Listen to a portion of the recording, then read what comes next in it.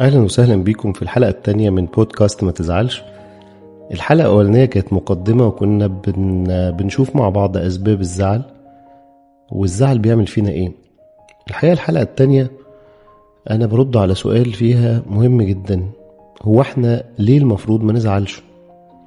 في أسباب كتير قوي تخلينا ما نزعلش. الأسباب دي في منها إيماني وروحاني، في منها نفسي، في منها واقعي، وفي منها حتى فلسفي.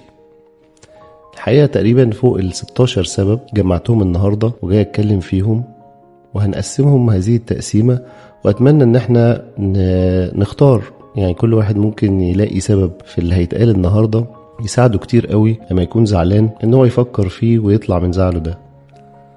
خلينا نبتدي الاول بالاسباب الدينية والروحانية. الحقيقة الجانب ده فيه 3 اسباب اساسية يخلونا ما نزعلش. اول سبب ان ربنا موجود وبيختار الاحسن ليك دايما.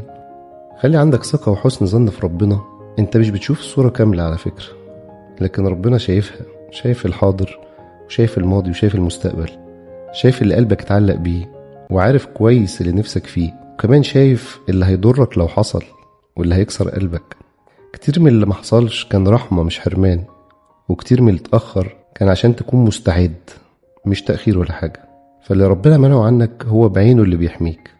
خلي بالك انك ترضى بقضاء الله مش ضعف، دي قوة. اللي يرضى بيرتاح، مش لانه سلم، لانه وثق. في فرق كبير بين الاستسلام وبين انك تقول يا رب انا واثق في حكمتك حتى لو مش فاهمها. ربنا حكيم وكل حاجة بتحصل حتى لو كانت وجع وراها حكمة. فليه نزعل؟ ليه نزعل من ترتيب ربنا؟ لما الاطفال اهلهم بياخدوا منهم السكينة والكبريت، الطفل بيزعل، بس الاب عارف انه بيحميه، وده الاهم. وربنا دايما بيحميك من اللي انت مش شايفه. فيا صديقي العزيز المعادلة بسيطة، ربنا اللي خلقك، وربنا اللي كتب لك كل حاجة بتحصل، وربنا مش بيظلم ولا بينسى ولا بيغلط. يبقى تزعل من ايه وليه؟ ما اصابك لم يكن ليخطئك، وما اخطأك لم يكن ليصيبك. يعني اللي راح ما كانش ليك، واللي حصل كان لازم يحصل. وعايز اطمنك، ربنا احن عليك من نفسك ومن حتى اهلك، فاوعى تزعل. ده أول سبب في الأسباب الدينية والروحانية، إن ربنا موجود وبيختار لك الأحسن. طب تاني سبب، إن كل شيء بيحصل لحكمة. مفيش لحظة عدت في حياتك ولا شخص مشي ولا موقف وجعك إلا وفي حكمة. بس الحكمة ساعات ما بتبانش في وقتها، بتبان بعدين لما تركب البازل وتبص ورا وتشوف لو الموقف ده ما كانش حصل 1 2 3. الموقف اللي كان صعب ده كان سبب لأسعد حاجة حصلت في حياتي. ده الموقف ده هو اللي خلاني أقوى، ده الموقف ده هو اللي أنقذني، ده الشخص ده هو اللي علمني. الزعل خلي بالك ساعات بيحجب الحكمة، بس الصبر وحده هو اللي بيكشفها. طيب يبقى تاني حاجة، إن كل شيء بتحصل لحكمة، فأصبر وانت هتعرف الحكمة وما تستعجلش. رقم 3 في الأسباب الإيمانية، إن الصبر في حد ذاته ليه أجر عظيم جدا، إنما يوفى الصابرون أجرهم بغير حساب. يعني أي ألم سكت عليه، أي دمعة نزلت، أي وجع خبيته جوه، ليه أجر كبير قوي.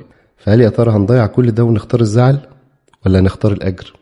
ده كان أول يعني أسبكت أو فيرجن أو حاجة بنبص عليها سوا. نخش على 5 أسباب نفسية جوه نفسنا. الأسباب النفسية اللي بترد على سؤال ليه ما نزعلش. رقم 1، إن الزعل مش بيغير الواقع.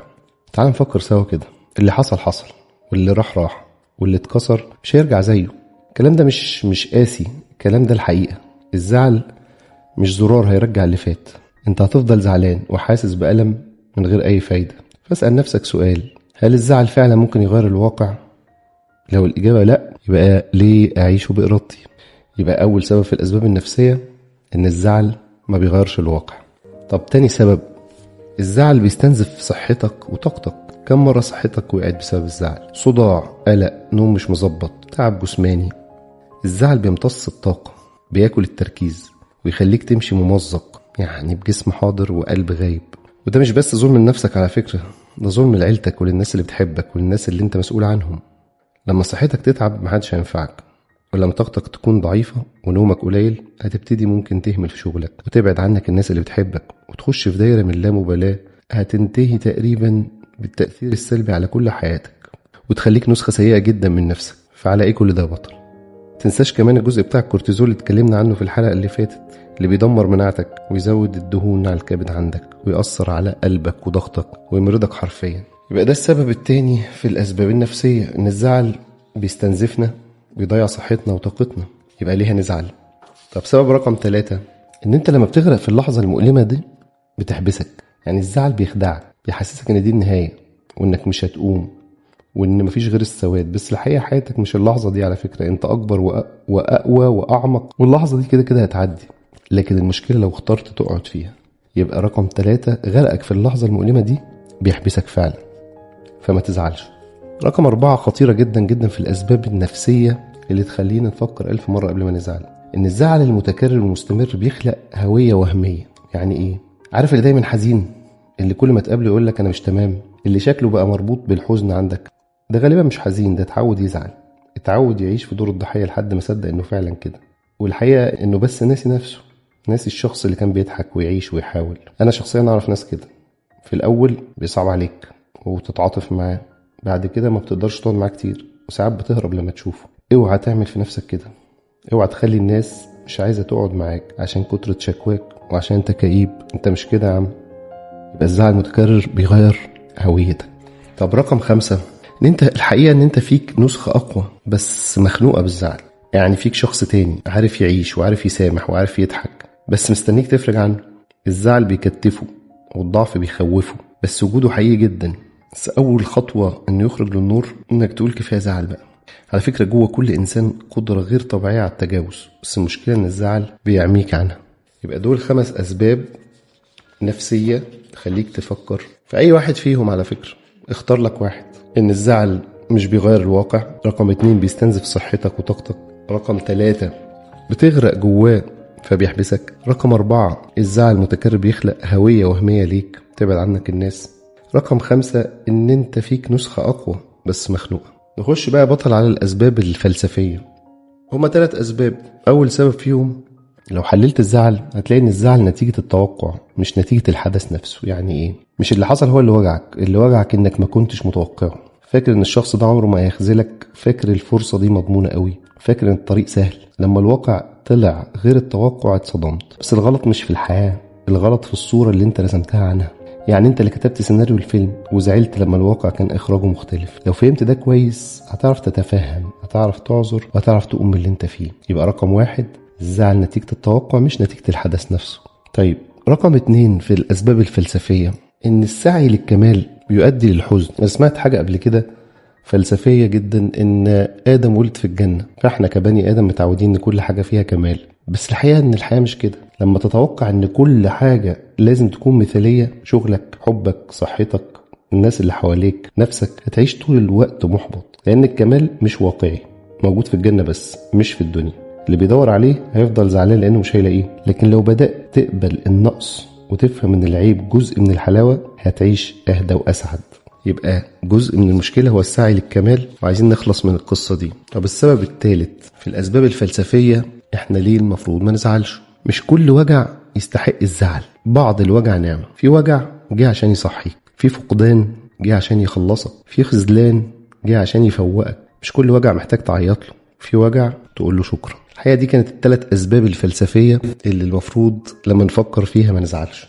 هنخش على آخر حاجة وهي الأسباب الواقعية والعملية، وأي شخص عملي وواقعي ممكن يلاقي سبب من ده إن هو يتعامل بيه مع حزن.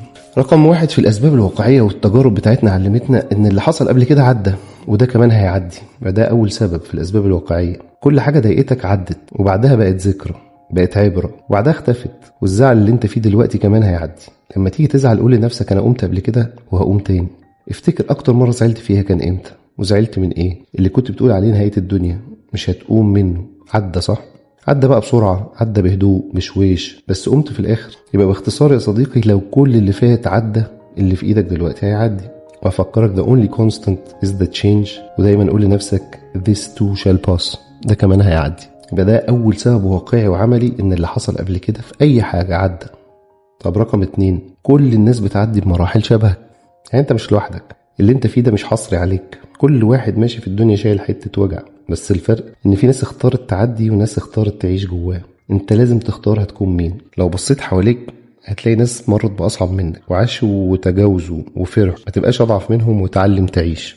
يبقى كل الناس بتعدي بمراحل شبهك. رقم 3 ودي مهمة قوي، إن الحياة قصيرة جدا على الزعل. فكر في اللي فات من عمرك، حسيت بيه مر بسرعة ولا بالراحة؟ طب ما اللي جاي كمان هيعدي بسرعة قوي. طب هل الدنيا القصيرة دي مستاهلة نضيع فيها وقت كمان في زعل؟ خلي بالك إن كل لحظة زعل هي لحظة رايحة من عمرك، من ضحكتك، من وقتك، من اللي بيحبوك. الحياة فعلا قصيرة وأغلى من إنها تتعاش بالحزن. ممكن نغلط ونتألم، بس الزعل مش المفروض يكون الوضع الطبيعي. اوعى تسيب الحزن يسرق أو يسرق منك لحظة كان ممكن تضحك فيها، كان ممكن تدي فيها، كان ممكن تبدأ فيها. انت تستاهل تنجح وتجرب وتغلط وتقوم، بس ما تستاهلش تعيش زعلان. يبقى رقم 3 عشان نحفظ مع بعض الحياة قصيرة جدا على الزعل. طب رقم 4 ان انت تستاهل الفرح. خد بالك انت مش مخلوق عشان تعيش زعلان. ايوه اتوجعت يا سيدي، ايوه حصل كتير، بس ده مش معناه انك ما تستحقش تفرح، مش معناه انك ما ينفعش تبدأ من جديد.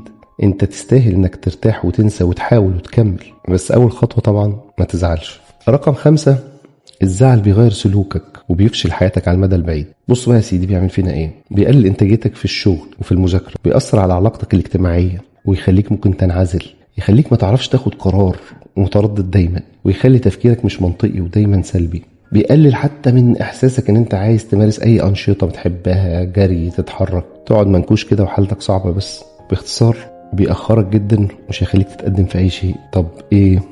هنزعل برضو؟ انا عايزك بقى تفكر في 16 سبب دول على رواقه، وتختار لك بقى سبب، سببين، 3 او حتى 16 كلهم.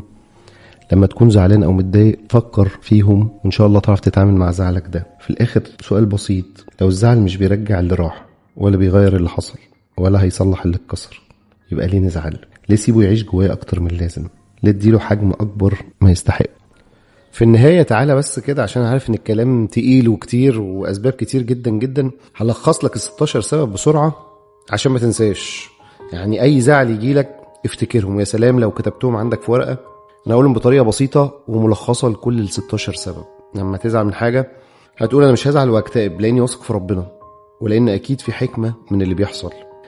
عشان انا زعلي مش هيغير الواقع، عشان الزعل ده خطر على صحتي وعقلي، ودي اهم حاجة عندي. انا مش هزعل لاني قوي، ومش هسمح للحزن يسجنني جواه. انا مش هكون الشخص الكئيب ولا الضحية، انا اختار ابص للحدث ده من زاوية تانية. انا مش هزعل لان الحياة مش كاملة، فعادي ان اللي انا عايزه محصلش. انا مش هزعل واشوف ايه الدرس اللي ممكن اتعلمه من الموقف ده، وممكن يكون في ميزة في اللي حصل ده. هتقول لنفسك المشكلة دي كمان هتعدي، this too shall pass. وانت زعلان هتقول انا مش لوحدي، ناس كتير قوي بيعدي عليها مشاكل وفي اللي عندهم اكتر مني. وفي النهاية هتقول ان الحياة قصيرة جدا، واني مش هسمح لحد او لحاجة تأثر عليا. الحلقة الجاية هنبتدي نتكلم اكتر على البراكتيكال ميثودز، الطرق العملية اللي نقدر نعيش بيها اسعد. يا رب تكونوا استمتعتوا النهاردة في الحلقة التانية من البودكاست. انا اسمي محمد علاء، وكنت معاكم في بودكاست ما تزعلش. ان شاء الله اشوفكم الحلقة الجاية.